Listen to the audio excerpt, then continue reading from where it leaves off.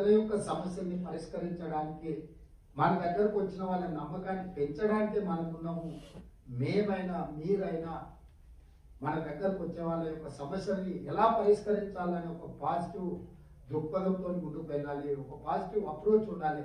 Negative approach ఉంది, మన దగ్గరికి ఏ కాగితం వచ్చినా దీన్ని ఎట్లా తిరస్కరిద్దామనే ఆలోచనతో మనం ముందుకు వెళ్తే ఈ ప్రభుత్వం అనుకుంటున్న సంక్షేమం కానీ అభివృద్ధి కానీ సరైన దిశగా ప్రయాణం చేయదు.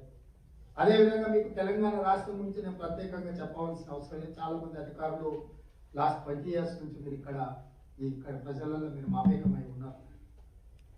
దేశంలో ఉండే మిగతా రాష్ట్రాలు ఫస్ట్ ఎస్ఆర్సి ద్వారానో లేకపోతే రాజకీయపరమైన నిర్ణయాలతోనూ ప్రత్యేక రాష్ట్రాలు ఏర్పడ్డాయి.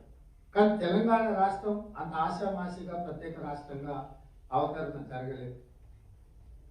కోట్లాది మంది ప్రజలు కోరుకున్నారు. లక్షలాది మంది విద్యార్థులు, నిరుద్యోగ యువకులు ఉద్యమ బాటి పట్టిండ్రు. వందలాది మంది అమరులై నేల కొరుగుతే ఈ రాష్ట్రం ఏర్పడింది. ఎంతో బలమైన ఆకాంక్ష ఉంటే తప్ప ఎవరు తమ ప్రాణాలను ఫలంగా పెట్టి రాష్ట్రాన్ని సాధించుకోరు. ఈ దేశంలో ఉండే మిగతా రాష్ట్రాల కంటే తెలంగాణ రాష్ట్రానికి, తెలంగాణ ప్రజలకు ఒక ప్రత్యేకత ఉన్నది.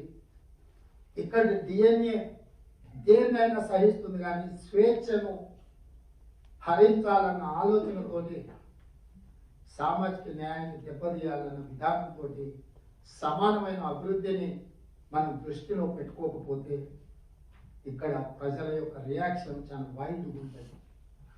వాళ్ళు సామాన్యమైన పరిస్థితుల్లో చాలా సబ్మిసివ్గా, చాలా గౌరవంగా, చాలా మర్యాదగా మనతో ఏ విధంగా వ్యవహరిస్తారో మీరు అందరూ చూసింది. అట్ ద సేమ్ టైం మనం ఇచ్చిపుచ్చుకునే ధోరణిలో వాళ్ళు ఏం ఆలోచన చేస్తున్నారో మనం అర్థం చేసుకోకపోతే ప్రజలలో ఒక రకమైన చైతన్యం ఉంది. ఆ చైతన్యం అనేది ఎంతటి వారినైనా కూడా ఇంటికి పంపించే శక్తి ఈ ప్రాంతం ప్రజలకు ఉంది. కాబట్టి మీరు ప్రజలకి వెళ్ళేటప్పుడు, ప్రజలతో కలిసేటప్పుడు ఈ ప్రత్యేక రాష్ట్రంలో ప్రత్యేకమైన పరిస్థితులు వీటిని మీరు ఎప్పుడు కూడా గుర్తు పెట్టుకొని ఉండాలి. Back of the mind, you have to keep in your back of the mind.